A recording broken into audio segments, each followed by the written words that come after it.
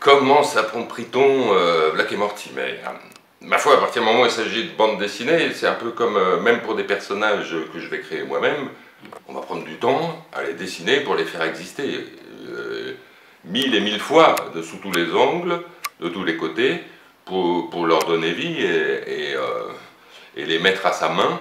Là, effectivement, du fait que ce soit des personnages hyper connus qui font référence, qui amènent automatiquement des références et des images aux têtes des lecteurs, il faut être fidèle à cette image ancienne qui existe. Et puis, de toute façon, c'est le principe de la série, à la différence, par exemple, de personnages comme Lucky Luke ou Spirou, que les auteurs peuvent s'approprier et interpréter à leur manière. Ici, le deal, j'allais dire, le propos est assez clair, on reste fidèle à la représentation graphique du maître, de Jacobs, et même en ayant comme référence les albums qu'on appelle les plus lignes claires, c'est-à-dire La Marque Jaune et les 2 tomes du Secret de la Grande Pyramide.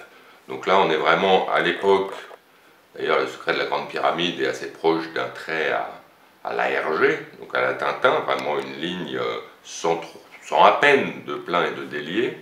Et puis par contre la Marque Jaune qui elle a un trait plus gras, plus plein et délié.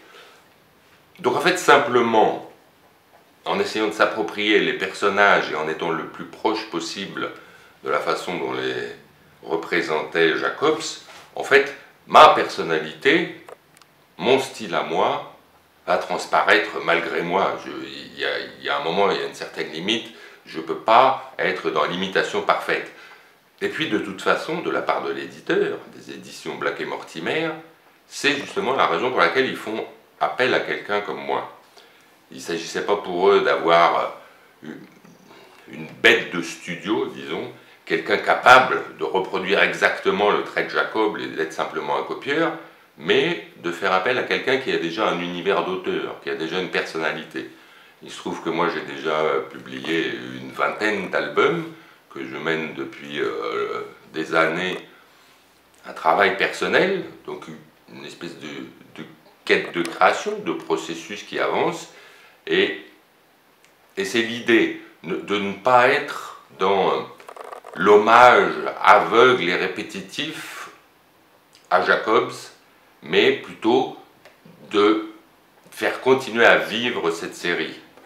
C'est pour ça que un scénariste inattendu sur la série comme Jean Dufaux et un dessinateur comme moi, eh bien c'est pas forcément des gens qu'on attendait là.